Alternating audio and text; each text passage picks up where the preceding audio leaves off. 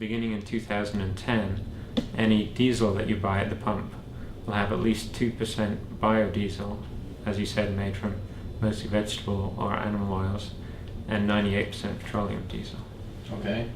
Now you said that's going to be for biodiesel and all diesel that is bought at the pump. Will it also affect home heating systems that use regular gas fuels? Yes, so there's three portions of the bill. One portion is the diesel that you'd get at the pump. Another portion is home heating oil. And again, at the moment, most home heating oil is 100% petroleum based, and starting in 2010 will require at least 2% biodiesel. And that requirement increases 1% each year. So by 2013 it'll have to be at least 5%.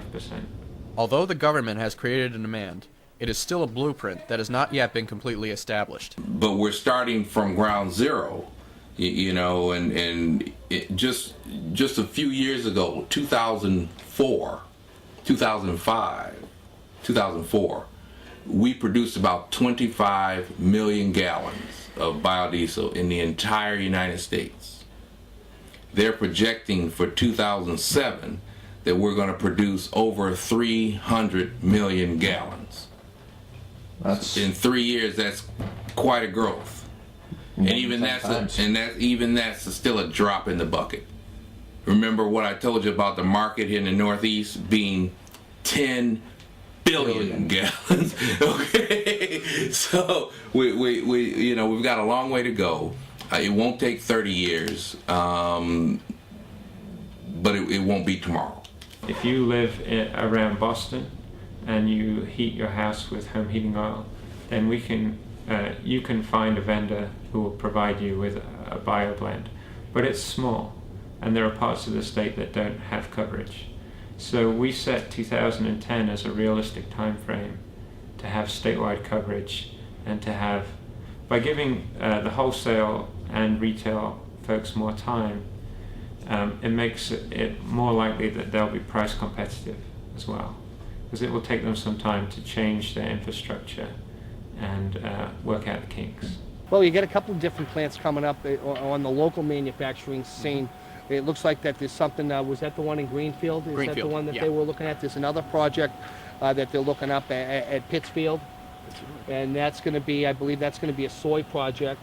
Okay. You also see another project that's trying to get off the ground in Rhode Island. So you got pros and cons. Pro is that if we can get manufacturing closer to New England, needless to say, the price is going to come down. A couple of things you need. You're definitely going to need either rail or you're going to need water. Pittsfield makes some sense because it's easily accessible by rail. Greenfield makes some sense because it's also easily accessible by rail. Okay. Problem is that we don't grow the crop here. So whether soy is the final answer, or it is some other type of crop, or it's something else like wastewater or trash, or well, you use cooking oils here in an urban area, fast food, a lot of food. You can do it. Yeah. There's possibilities for that, but you also have a problem with that. Because most of the time, instead of bringing it up in tractor-trailer trucks, you're going to be going to your local restaurant, sub shop, what have you, and you're going to be picking up 5-gallon pails. You talked about using food-based oils and animal-based oils in the production of biodiesel, and you also talked about the supply of how much you have, and 5 million gallon and 10 million gallon tanks going to be built into the factory. Is that a stable enough commodity to supply the local demand? Feedstock is a constant issue for all biodiesel producers. Whether your feedstock is a virgin vegetable oil, whether your feedstock is an animal fat, whether your feedstock is recycled fats and oils, feedstock is the number one challenge for every biodiesel manufacturer. So, and what I really mean by that is, how much does a feedstock cost, and can you get a firm supply? Although the plant in Greenfield plans to use a feedstock with minimal effect on the economy, others have not committed to that goal. Like in the case of corn-based ethanol, the influx in demand can have a devastating effect on the world economy. There are concerns right now with corn ethanol in particular, in terms of raising corn prices globally. The same could happen with soy prices. and I think we want to monitor that situation. The big push in our state is for clean energy products and new technologies that can allow us to use feedstocks like wood chips, wood waste, switchgrass, that aren't going to be competing with farmland for uses. And so the cost of feedstock is skyrocketed. And you have to remember, 99% of all of the biodiesel facilities being run or planned to be built here in this country are using virgin oilseed, whether it be, and mostly soy. So in this country, the price of soybean oil over the last year has more than doubled.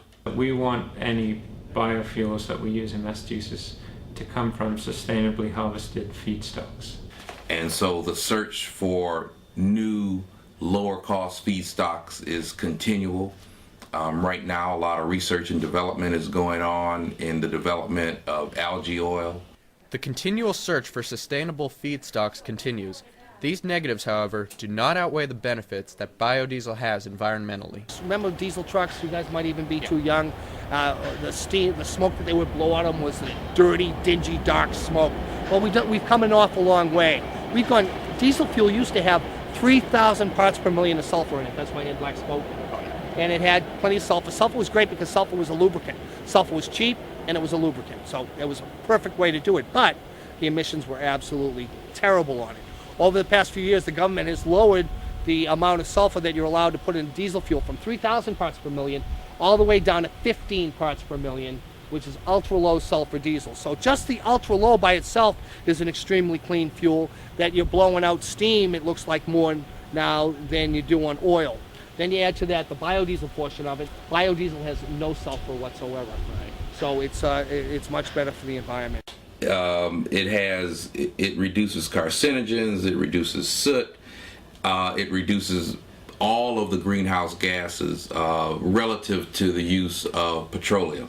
2% biodiesel into all diesel fuels doesn't sound like a lot, but will it have a major effect on the environment?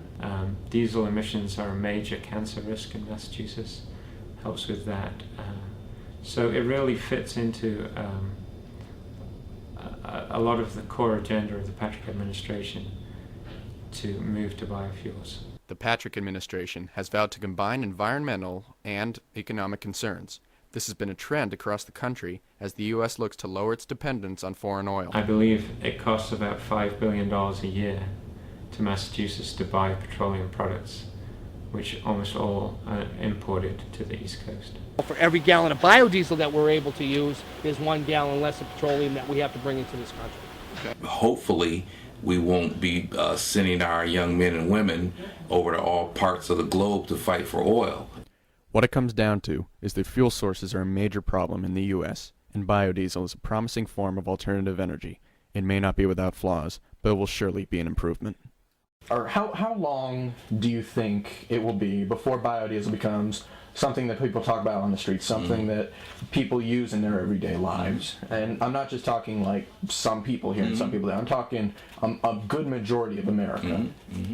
We have an acute problem right now with oil being as high as it is. So I don't think it'll take 30 years, but it won't happen overnight. The U.S. economy and environment are in need of help from an alternative form of fuel. Massachusetts is on the forefront of obtaining such a fuel while still managing to lower dependence on foreign oil. Biodiesel is not yet perfect, but as the technology and infrastructure continue to expand, biodiesel is sure to be a fuel for the future.